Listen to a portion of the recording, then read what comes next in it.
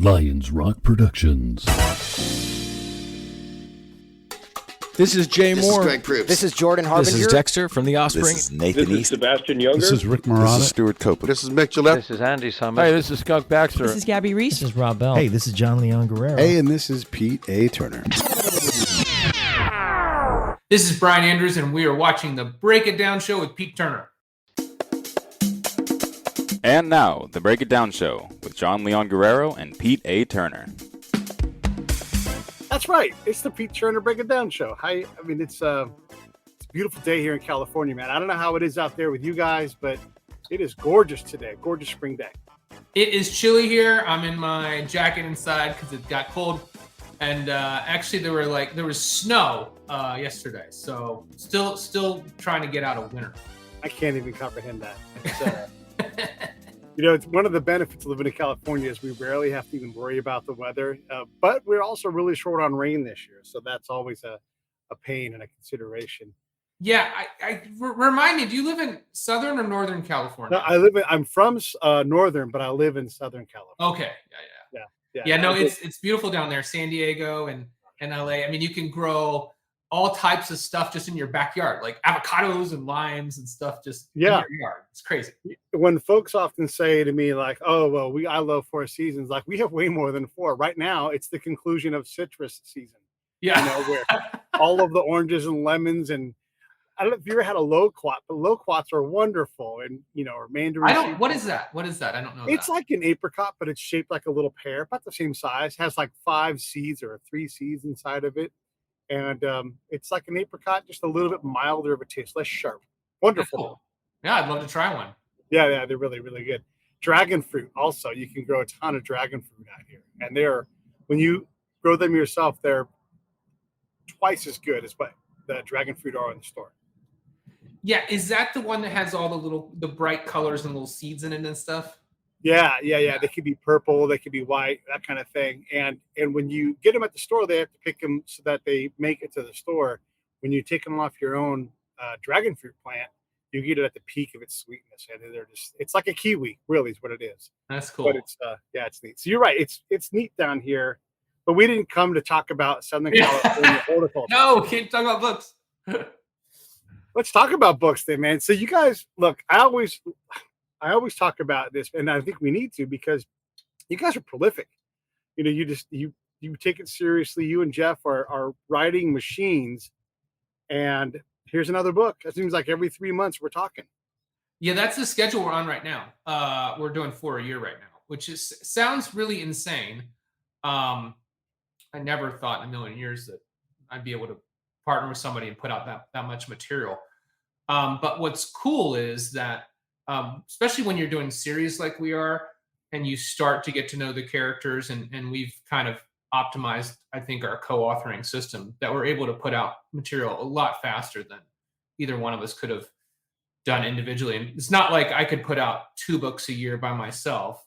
I don't think I could even do that. I think there's that force multiplier thing going on. So we're much more efficient working together. So it's more like, the 1 and 1 together is 3 instead of 2. Yeah. You have a synergy of what you do. Yeah. How much research? Because look, one of the things in military thrillers, like you guys write, you have to get the stuff right. You have to stay ahead of you have to invent weapons. You have to know what, like right now, javelins are a thing. And then no one even knew what a javelin was, 3 months ago. But now all of a sudden everybody's a javelin expert. Yeah. No, that's a great question. And, we always try to look at the geopolitics and take our little crystal ball and prognosticate what we think could happen in the Tier 1 universe. And I think, with Collateral is a good example. So Collateral is book 6 in the Tier 1 series. It came out 2 years ago. And in that one, we had sort of been reading a lot of the, defense journals and, sort of imagining, we'd seen the Putin saber rattling, a lot of his rhetoric talking about Nova Russia and his irritation with Ukraine and posturing, in the southern regions, making some overtures about, Mariupol and the like. So we sort of war gamed out, well, what would it look like, if Putin, in our book, we call him Vladimir Petrov. It's a very thinly disguised analog for Putin. What would happen if Russia decided to sort of take chunks of Ukraine, and turns out, a much larger scale invasion than what we anticipated or what we sort of imagined might happen in Collateral. And so then as we're working on book 7 in the Tier 1 series, it's like, okay, well, real life is sort of diverged in this case from even what the worst case scenario we saw. So now what do? Do we write, do we sort of revise history in the Tier 1 series, or do we go on and imagine what would have been the logical repercussions of what happened after book 6 and book 7? So that's what we decided to do. And so that is, that's sort of fun, right? It's like, okay, we did our research, but now no matter how much research we do, real life went a different direction from our series. So how do you reconcile that? How do you reconcile that? I mean, that is a good question. How do you change?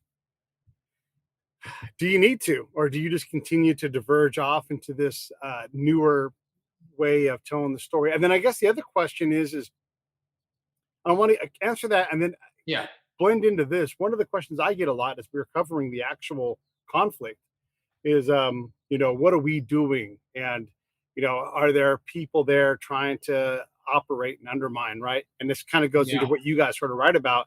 And then my answer is always, look, you don't have a CIA and Delta Force to stay in Kansas. You're trying to operate strategically, internationally, trying to do things to continue to improve your position, whether it's offensively, defensively, economically, whatever it is. These folks, they're trained and they want to go do these things. You got SEALs that are like, I'm retired, but not that retired, and they're going to go operate. So talk about the timeline thing and how much of this do you have to go after to build out this Petrov thing? And then does that, in real life, it'd be like a whole bunch of operators would get so much for orders and they'd all of a sudden head over towards Ukraine. So let's talk about that aspect. Okay, that's great. So I think the second one's even more interesting. So I'll quickly address the first, then we'll dive into the second. Yeah. So we just made the decision that, I think when readers are picking up the series, especially the ones that immerse themselves, if you're a good storyteller, you get them to suspend their disbelief, and they are immersed in that universe. And so I think what that does is you give them the permission to say, okay, I realize that this book was written a year ago or whatever, and geopolitics is changing so fast. Everything is so kinetic in the real world right now that I think people are fine just saying, okay, I see. This is the universe that the authors are creating. This is the universe that John Dempsey lives in. We're not. That was sort of the question about the pandemic too. It's like, well, do we force all our characters into pandemic mode? And we chose not to.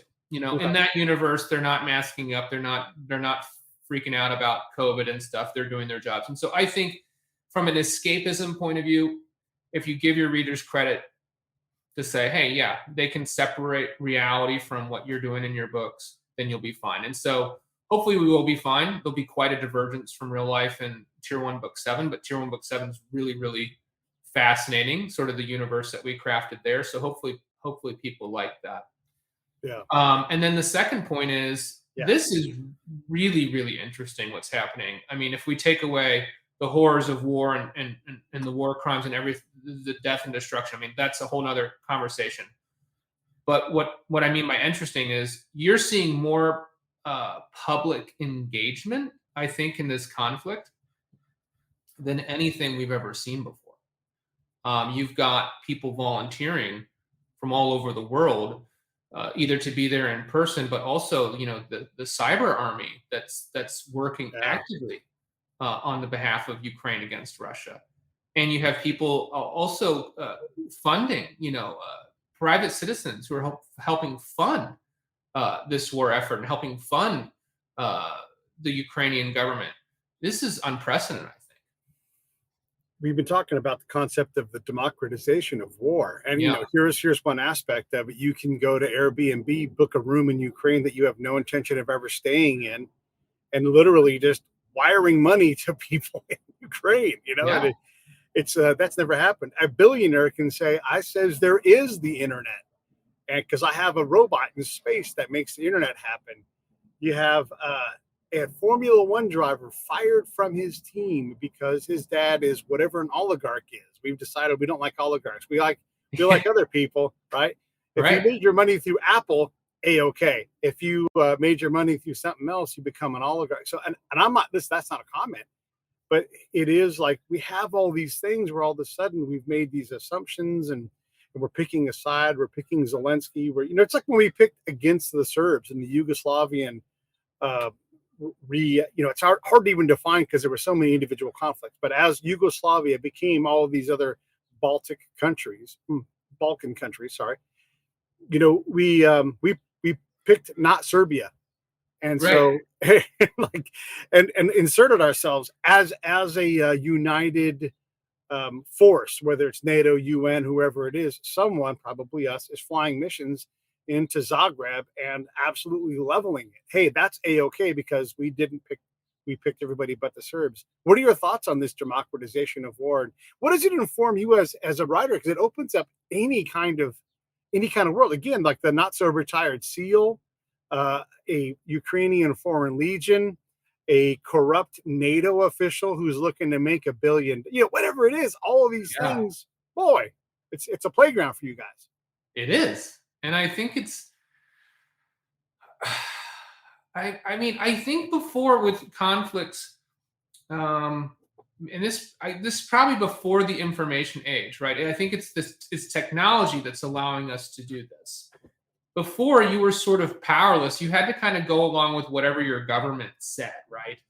And that was sort of like, if you didn't live in the countries that were engaged in the conflict, right? Everybody else was sort of this observer, and it wasn't really something that people did. You didn't have a way to go participate in that conflict, or vote with your dollar, or vote with your skills. Virtually. That virtual ability to exercise your opinion didn't really exist before, and now it does. And in one sense, I think it's quite encouraging that you have a whole world of people who say this guy is a tyrant and what he's doing is wrong. And you know what? We're not just gonna sit back and watch all these people get murdered in Ukraine and do nothing about it. And so, for me, it actually sort of bolsters my internal spirit a little bit to say, yeah, I mean, it felt like things were getting pretty dark in the world. And now to see that, the propaganda, not everybody buys that. The bullies, they don't always get to win. And it felt like for a while now that the bullies were getting to win, and everybody was just going along with it. We often pick the wrong people. It's just historically, Ho Chi Minh was our guy until he wasn't. The Shah of Iran was our guy until he wasn't, the guy. So, is there any of that element in your thing too? Because look, a year ago, we weren't so happy about Ukraine. We were looking at their corruption. We were looking at their corruption in connection with our corruption and all these other things. Everybody's completely forgotten about that. Mm-hmm. And that, and again, this is not a political conversation. It's a fiction-based conversation. But how does that impact your storytelling when look, we often say, pick the lesser of two evils. That means you're picking evil. You're, like our presidential candidates, you're picking evil. You just picked this evil versus that evil.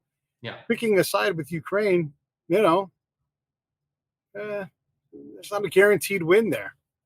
I think you're right. I think a lot of our decisions are based on the lesser of two evils. And in Tier 1 Book 7, which is coming out next year, Dempsey's back. We get a lot of questions about, is Tier 1 finished? Or are you guys going to keep going? No, the series is going on. We launched these other series, Sons of Valor and Darken, so we can talk about those a little too. But yeah.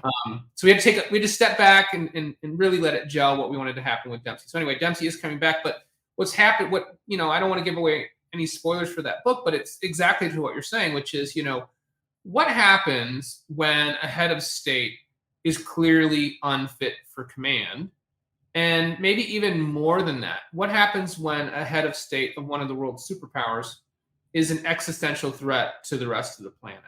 You know, I was just reading on my newsfeed this morning that the Russian foreign minister was, you know, doing some more nuclear saber rattling. You know, he was talking about, oh, well, you know, the United States is going to push us into a nuclear apocalypse.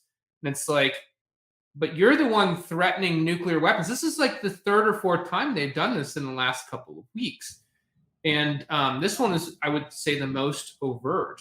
You know, is it okay that we just all can recognize that we have a sociopath in charge of the Russian state with access to over 6,000 nuclear weapons? Is that okay? And if it's not okay, you know, what are we going to do about it? Lindsey Graham, I think, was on one of the shows, you know, talking. He was saying, well, maybe there's a Julius Caesar situation going on in the planning over there. Maybe somebody can take Putin out. And he got a lot of flack for that. And I have to wonder, you know, why? It's like, you know, thousands and thousands of innocent Ukrainians are dying, and Russian soldiers are dying because Putin decides that he doesn't like Ukraine. You know, they're not being cooperative enough. So, you know, why is it okay just because he is the, you know, the dictator, that he is not potentially have to held accountable for this war? I don't know. Yeah. And do I want an elected official in the United States who's nowhere near the top of the United States speaking publicly about another public leader? Probably not. Yeah. You know, Lindsey Graham, though, I mean, look, I'm not going to make this political, but if there's a guy who's not going to do a fucking thing about anything, it's that dude. He's like, I'm gonna get my soundbite. You know, you're like, I know. Great. Yeah. I hear you, but I'm just going back to the interesting question that he posed, right? Yeah. I think he said what everyone was thinking, right? Yeah. Well, there's for real, right? There's an alternate novel being written right now where it's like, continue to be true. If you put 2,000 determined Russians outside of the Kremlin, assuming that's where Putin is, you cannot stop those people from coming through the door and dragging that dude's body out Ceausescu style. Yeah. You won't stop 2,000 people from doing it. You might try, but you might also find the guards being like, oh, look at that. My shift is over. Yeah. I'll see you guys later. You know? I mean, you saw those pictures of him at the table, right? He's got 20 feet of separation from him and anybody that he's interacting, even his own staff. Right. He's 20 feet away from them. I mean, he's clearly paranoid right Yeah. now. And that only works because they're respecting that. Once there is, and I'm not trying to predict the future. I'm not saying this will happen, but if you got enough Russian folks together and they said, I don't give a damn about your bubble, you know, and they just decided to break it, that'd be it. And that dude would not be around. And then you get whoever's next. Yeah. And probably the next after that and the next after that before stability starts to happen. That's a whole different side of the thing as he tries to orchestrate. We will pass a point, and maybe we already have, where the outcome of this conflict in the near future is not Putin being in charge of Russia. Right. Costs a lot. We have to either offer something so ridiculously good for him that he wants to stop and walk away, or it's like, here's your option. Option A, you're dead. Option B, you're dead, and then we kill your family. Or option C, you just take yourself out. You know, whatever it is. This is what we're talking about. It's what history has taught us. It is. And I think this is another case where you look at when people are in power long enough, an argument could be made that, you know, the old expression, power corrupts and absolute power corrupts absolutely. Yes. I think when someone is in power long enough, even if it's, let's say in America, we had the ability, we changed the Constitution and a president could be elected an endless number of times. I think that person, even if they started with good intentions and they were elected fairly and freely, continuously over time, that power is going to affect their mind. And there's going to be decisions that start to be made where, you know, I am entitled to this. I deserve this. I know better than everybody else. Look, I've been doing this longer than anybody else. I know what everybody needs. And that's when it gets very dangerous. And if you know, when we were researching book 7 with our Putin analog, if you really look into Putin's history over the time that he's been in power, he's been very systematic about how he's orchestrated and dismantled all the checks and balances, both, in politics, financially, with his oligarchy, mafia, Right. taking away the media freedoms and human rights and propaganda control over all the media. I mean, it's all been very systematic. He's got better and better and better at it over time, to cement the fact that he'll never ever leave. He will never leave. So unless he dies or someone internally takes care of him, he will never leave power. Yeah, he's sure as hell not going to go willingly. No. However, he is also at some point either approved or let a guy have the tacit approval to irradiate his enemies in a foreign country on more than one occasion. Yeah. And that begats some real anger. And whether it's, the Brits saying, okay, well, we were being, nice because we didn't want to escalate this thing, but we haven't forgotten the fact that you killed British subjects on British soil because I mean, oh boy. Or you just get the guy, it's like, well, if taking all I can stand, I can't stand no more. Here I come. And, you can, boy, that's like, again, a nonfiction writer's dream is to find that guy in your story and go, here's who this guy is, and, Yeah. oh my God. Yeah. For sure. Do you like that kind of a story? Like, look, that, we'll call him a lone wolf in this case, that lone wolf person who's like, you killed because of your irresponsible actions. Let me back out. We get someone like General Soleimani, who absolutely targeted innocent people throughout his career, and yet his death is characterized as an assassination, right? And maybe it was. I mean, I look at, you played a hard game and you got hard results. But when we look at the characters that you guys play with, what kind of ethos do you give these guys? Like, is it ethical if you've been wronged like this? If you go out and look for eye for an eye? Yeah, I think that's something we all have to grapple with, and I don't know the answer, but it's the theme of the seventh book, and I kind of clumsily maybe made the point earlier, which is, if a civilian dies in a conflict, a war that they didn't start, so you have an innocent mother who dies, in Ukraine.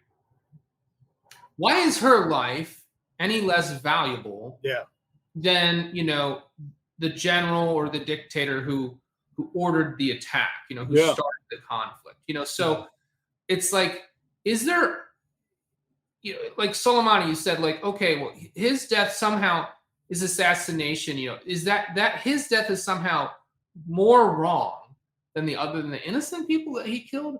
It seems like you have a flip-flop. It's like once you get a rank or once you're important, suddenly like killing you or your murder is, somehow taboo.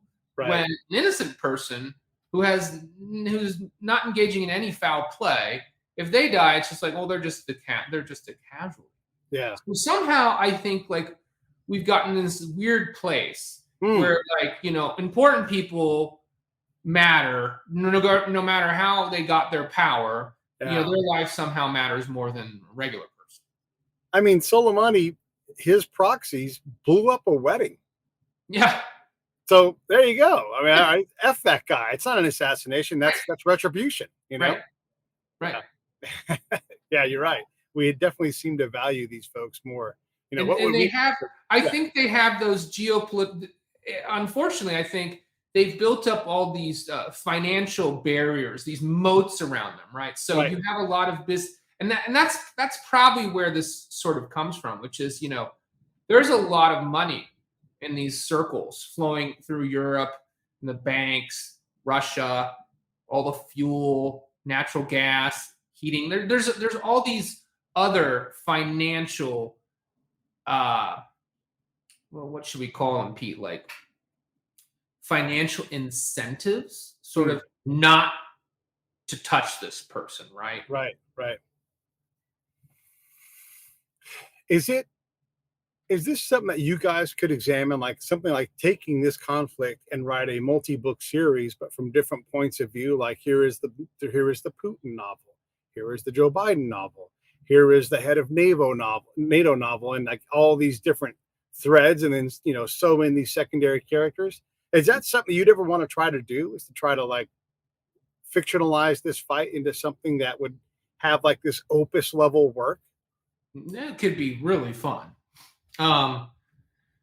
I think with tier 1, we have to pay homage to the characters that we have and figure out how they fit in the universe and carry on their personal stories and stuff.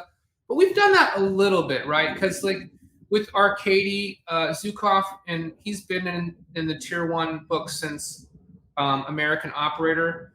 So we've had a nice longitudinal arc for him and what his role is in Russia and his personal stakes. And then we've seen Kelso Jarvis evolve to vice president of the United States over a series of circumstances and stuff. So in one way, we kind of did that. We just haven't brought in a whole lot of other, new characters from NATO or Ukraine. Right. We try to do that a little bit where you get to see this conflict from both the operator's perspective, from Dempsey's perspective and his team, also from the U.S., brass hierarchy, inside the White House, and then the Russian hierarchy. So we try to give the readers a 360 perspective on all the different stakes from, depending on what level your job is and where you operate, you have different concerns, right? And so it's really fun, I think, to show it from, okay, well, this guy wants this because he's operating over here and this is what he cares about. But the guys in the field, they have to live with that situation. Then this guy over here is on the opposite.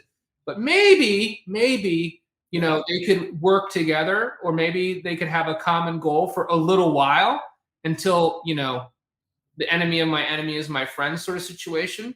We're playing that a little bit in book 7. Yeah. It's just, boy, it's, how do you keep track of all of this? Okay, so you've got to do research. You've got to think through your part. You got this book, you got the next book. Oh, that's right. We got to get back to this series. How do you have to chart it? What do you do to keep track of all these things? Because right now we're talking about book 7, but we're also today talking specifically about book 2 of a different thing. Yeah. How do you behind me, Dark Angel there. Yeah. And the stack of your books is like half as tall as me now. It's enormous, right? And so you have all of these different things to keep track of in universes and like even like when someone's like, oh, you had such and such in your show, and I'm like, oh boy, what's his name? What do they do? I can't even keep track of it all in my head anymore, right? Well, so that's a fun question. Yeah. So I think with tier 1, that one was our first series, and we know the characters the best. And when you start in the next book, you're always going to go back and read the last one that you did and refamiliarize yourself with what was going on. And then we sort of have these big brainstorming sessions where we sort of map out, well, where do we see this going, and what are some elements that we'd like to have in book 8 and book 9. So we try to be good about dropping little breadcrumbs or hints about things that will probably happen, foreshadow characters that might have problems or you might be getting new information about them in future books. So there is a mapping process for that. But as far as like confusing the plots or confusing the characters, you'd think that would happen. I think that it should happen. But for some reason it doesn't. And the reason Jeff and I talk about this all the time, I think the reason it doesn't is because the characters become like actual people to us. So just like you'd never confuse your neighbor on the right side of your house with the neighbor on your left, or your college roommate from your high school best friend, you wouldn't confuse those people because you know them, and so we know Jed, and he's very different from Dempsey. And so like when we write in the Dark Intercept series, like Jed's journey and Jed's path and the people in Jed's life, they're so different from Dempsey and his team. And so it just doesn't seem, it hasn't yet. I'm not saying there's a day that won't come that we get confused or we cross over, but so far so good. They have their own lives and we've been able to keep them separate. But you still have a lot of books in the rearview mirror, right? Yeah. Do you have to go back 2, 3, 4 books in that series every now and then and read up? And look, 'cause I know my friend Kat Connor, she's written, I think it's like 11 or 12 of her Bite series of books. And she's like, I'll be damned. I left myself an Easter egg that I had no idea about until someone else told me, like, you did that callback to book 2, you know? And she's like, yes, I did. I was like, you know, but I mean, do you have to mind that far back, or is that just in your head? Do you remember, do you plant those things for future use? You're like, this will be useful later on. Talk about like those Easter eggs that you give yourself in either by design or by accident. Yeah, I think sometimes we do forget them because I was going back and I was looking at some stuff in American Opera. I was like, oh yeah, I remember that. So yeah, I mean, I don't have an eidetic memory. I wish I did, but I don't. Right. I think I sort of navigate that a little bit more by like thematically almost. Like, you know, it's like you remember that you had this sort of emotional desire for this to happen, and you don't forget that. You know, you don't forget sort of the ethos that you're carrying on. But yeah, you definitely need to go back, and that's why I think it's helpful to at least go back and listen to. A lot of times I'll listen to the audiobook of the previous book before we start, and that's very, very helpful. And I think that primes the memory. Even if you don't go back and listen to or read the book before that, just the one before, you're like, oh yeah. I remember we did that, we said that, and the character was in this place. So I think that's a very valuable exercise. It's tough right now because we are doing so many books. Yeah.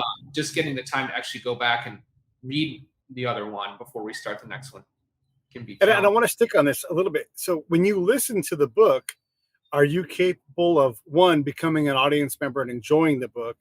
2, can you listen to it and be like, damn it, there's damn wordsmithing I still want to do? And then 3, like, do you have to have a notebook and be like, I have to write this, I can use this? And are you constantly creating new things from the old book as you're trying to listen to sort out the book you're currently working on? If that makes sense. Yeah. I mean, I hope it doesn't make me sound arrogant or terrible, but I really like listening to our book.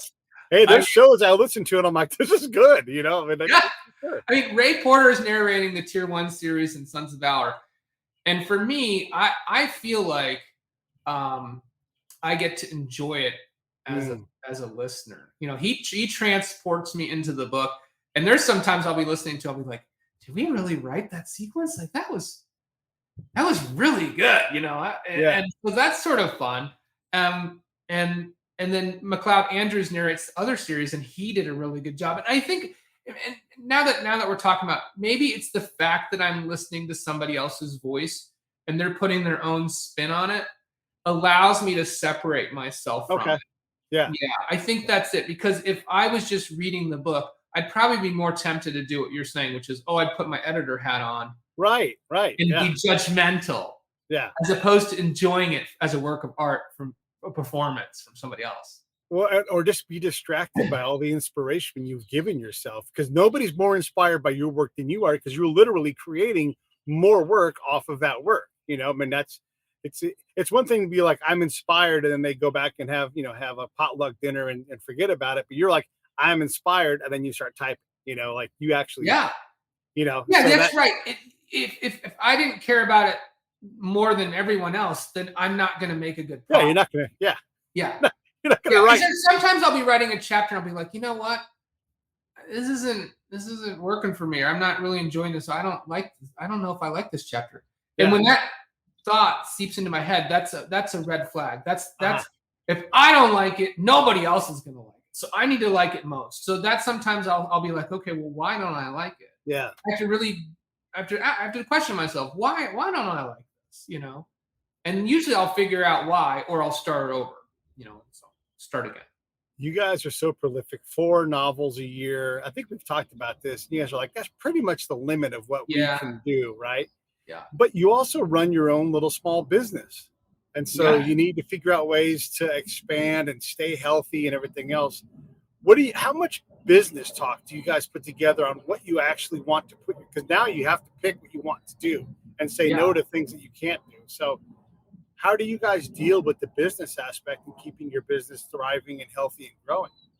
Well, one thing that we've talked a lot about is that, you know, this is a multimedia world now. And, you know, we see our reader demographics. Most people that are reading, you know, paper copies of books, they're retired, they're in an older demographic, younger folks. We do have younger readers, but not nearly as many as in the retired demographic.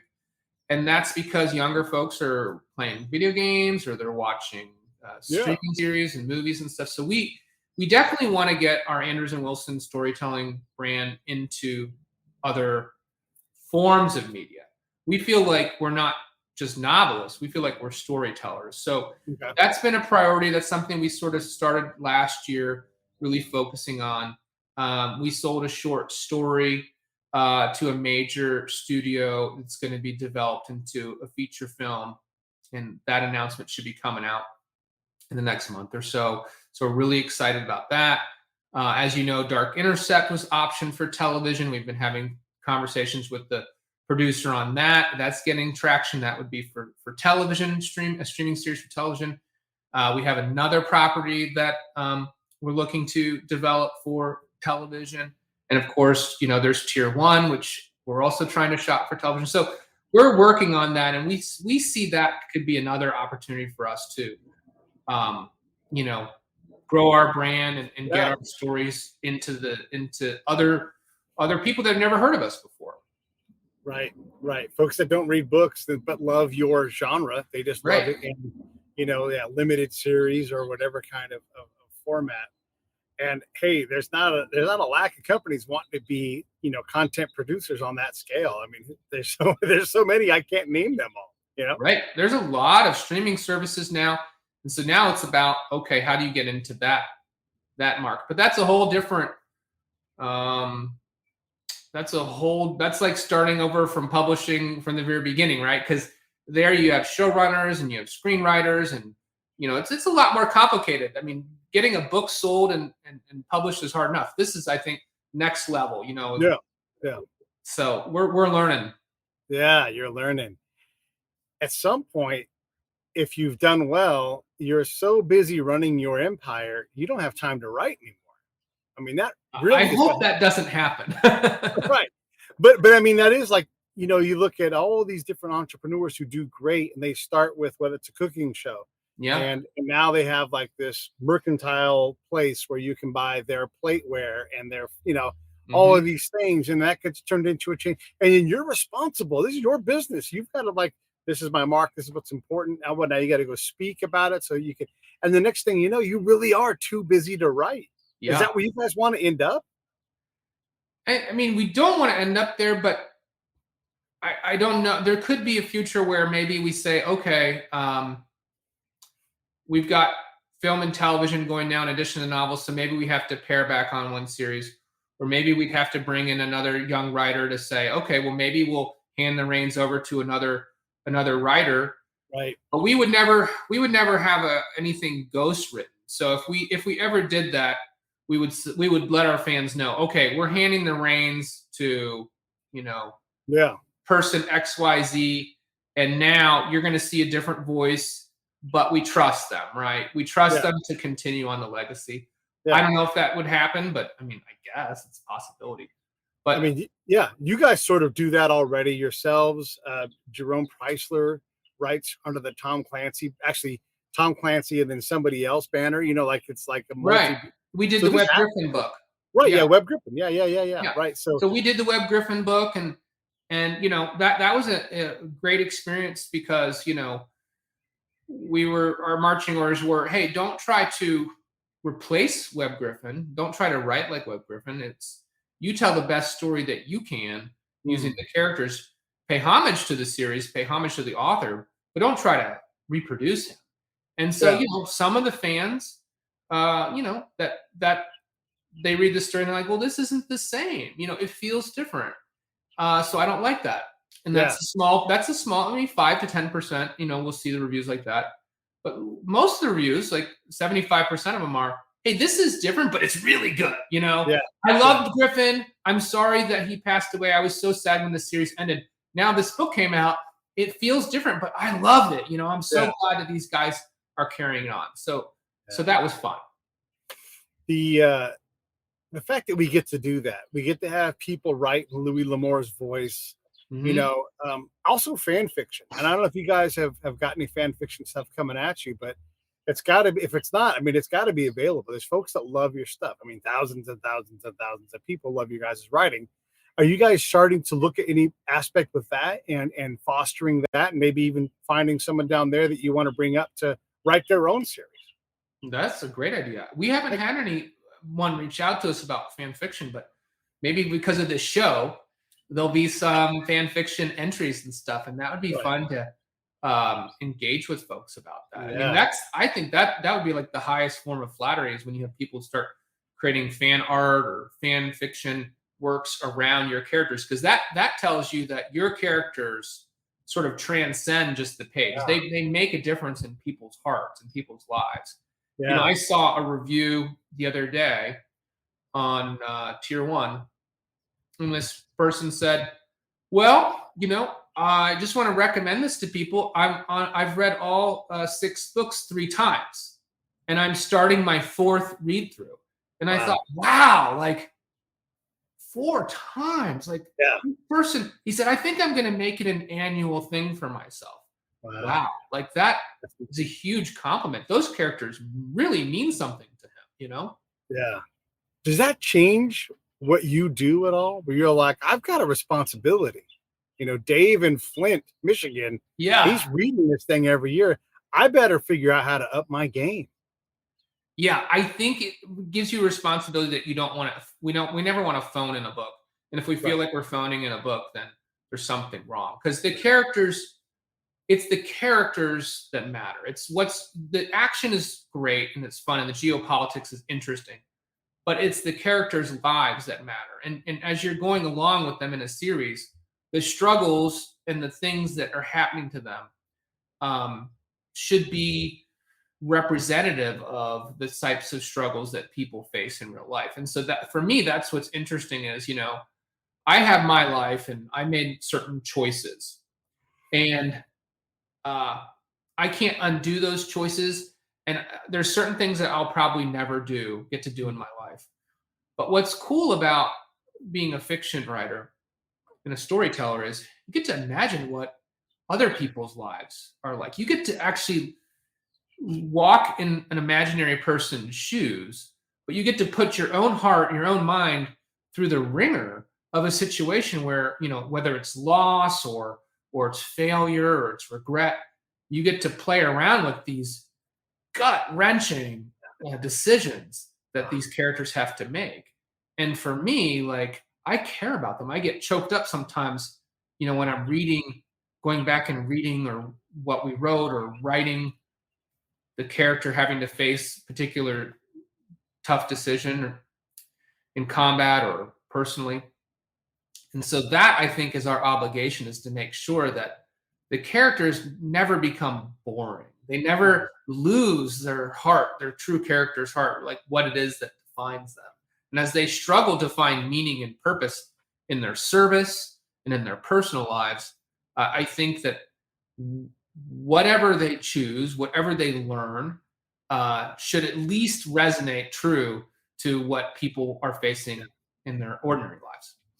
No, I love that. I love that whole thing. And just in general, like that truthfulness to the emotion that you're getting out of it. And you, even as a reader, are getting out of the emotion part. In general, those things are, I mean, that's indicators of really getting somewhere and doing service to your characters, to your audience. I can't say enough about the good things. That's one of my hallmarks. If I'm editing the show and I'm listening to it and I start to feel the emotions that were there, like, oh boy, how do I do that the entire show? You know, how do I make that happen? Yeah, it's really neat. Let's talk specifically about Dark Angel. This is the next book in this series. It's book 2 in the Shepherd series. What I don't want to give away anything. Look, everybody, first off, let's say this. There's the link on the page right there. You can go to Amazon and get this. Just like you, I like to listen on audio to these books. That's what I do. I'll hop on the rower and I'll row or whatever, or go for a walk. And I read a lot of nonfiction because that's just what I do. Yeah. And so I use you guys and a couple other authors as my fiction escapes. And I get a kick out of it. And your books, they are a riot. And I really do. One of the reasons I love having you guys on is I've grown to love your work. I didn't realize how awesome you guys were at this. And I just, you know, And I always talk about your production, but no shit, your guys' writing is just fantastic. So everybody's check it out. The books are all there in a series. You are not going to run out of books to read for a long time because these guys write so much. And if you're inclined to support the Break It Down show, well, you can do that too. Just go to Yes. breakitdownshow.com. You can get shirts. You can get the best way is to go to the PayPal link and just put like 5 or 10, 15, 20 bucks in a month, whatever it is. You see me working, just support me. I don't need Patreon. I just need you and me. And then we work something out. And then I continue to do this and go on the road and do whatever it is. So that's how you support me. And then buying the books, this is how you support Andrews and Wilson and have them continue to create more things. Let's talk about the latest book. How much do you want to get into what Jedidiah gets into? Yeah, no, I'm so excited for this book. And I think I can do it justice without spoilers. So let's try. Okay. So with book one, when we meet Jed, he is being medically retired. And from the SEALs, he's sort of lost his purpose. He's also going through crisis in faith. Gets called upon by his high school best friend because his high school best friend is ex-high school girlfriend. They're now married and their daughter's been kidnapped. So that whole book is about, okay, it is a homecoming. Jed has to go back to Nashville. He's out of his comfort zone trying to help friends find their missing daughter. This is not what Navy SEALs do. But in doing it, he gets introduced into this world of the shepherds and the dark ones that he never knew existed. He had been exposed to it. It had been colliding with his life, but he had these blinders on, and sort of when he pulls back the curtain or takes the blinders off, I guess I should stick to the same metaphor. When he takes the blinders off, we end book one. He's like, whoa, maybe I need to be a part of this. So that invitation to join the shepherds is extended at the end of the first book. Well, what's kind of cool, and we didn't realize this until we started writing book two, is that Dark Angel gets to almost be like a book one in this series, right? It's almost like Dark Intercept was a prequel and Dark Angel's book one because it's Jed starting, we open the book with him starting off in training camp as he's joining the Shepherds organization. So that was really cool. And we started thinking about like, okay, when you go to Buds, if you're going to become a SEAL, let's say, you're going to go to Buds. Everybody there is on the same level, right? And you're all starting at ground zero. You're not a SEAL yet. You don't know anybody. You haven't been through the training pipeline. So everybody gets broken down together.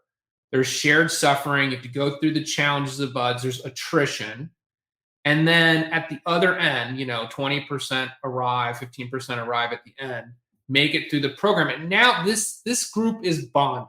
They are a team, right? Well, what about the Shepherds is, if you're going to form a high-functioning team, but you're recruiting experienced people from Army and Marines and Navy, all these different operators, maybe FBI, maybe CIA, you're recruiting these people in, but they're at a much later stage of their career, right? They're not 18-year-olds. They're not 20. You can't throw them all through a boot camp. How do you get that shared suffering? How do you get that bonding where you feel like your person on your right and your left is your brother? How would you achieve that?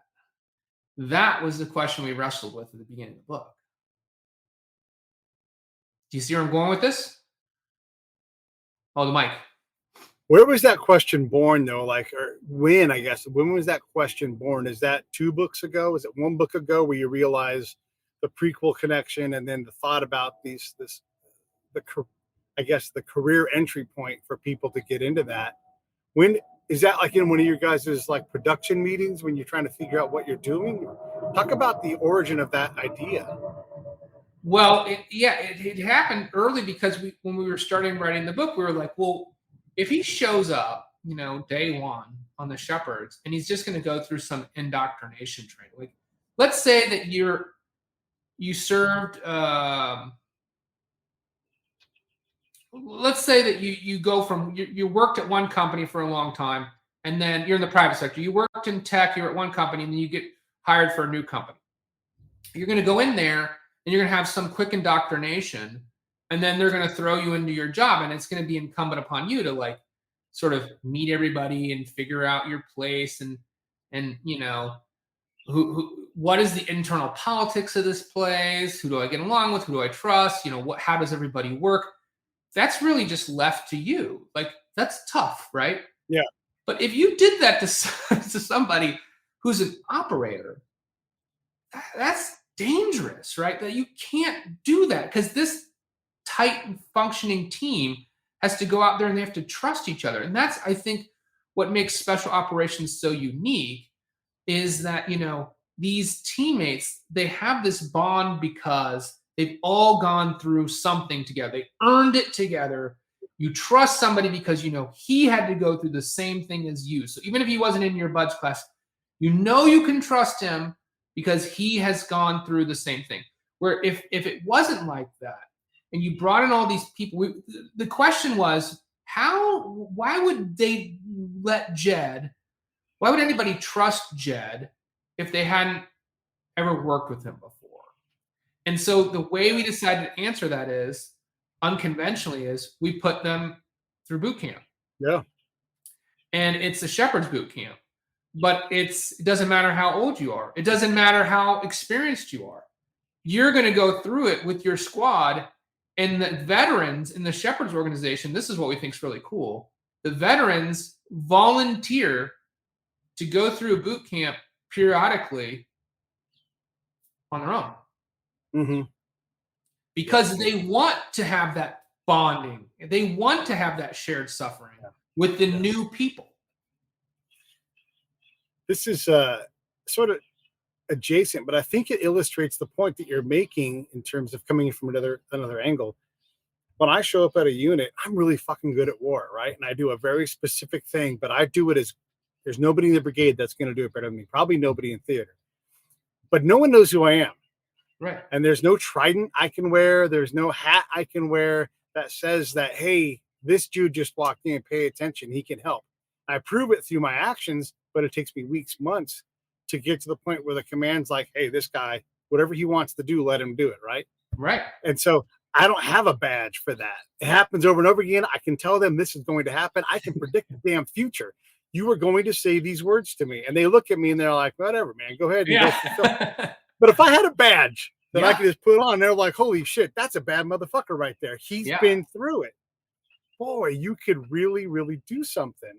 But there aren't a lot of those badges out there. And so you have to go through something to get there. And for me, it's 3 weeks to 3 months to prove to the unit that I'm valuable. And then they start to get it and they understand, like, provision Pete, and we will get great things. Yeah. You guys using a basic training fad, and I hope the audience kind of gets that.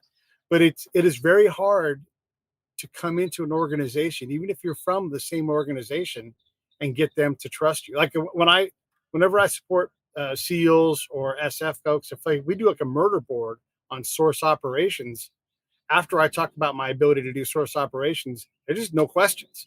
Like, which is the ultimate thing, because they're trying to take you apart to see if you belong out there. And when they're like, okay, you know, but you have to do something, right, to prove that you are the person, whether it's show your knowledge or go out in the field and do it. So I love this device of showing another way to validate and to really join that brotherhood. Yeah, and I think that this would be a possible solution that an organization like this would do. This is one way to solve that problem.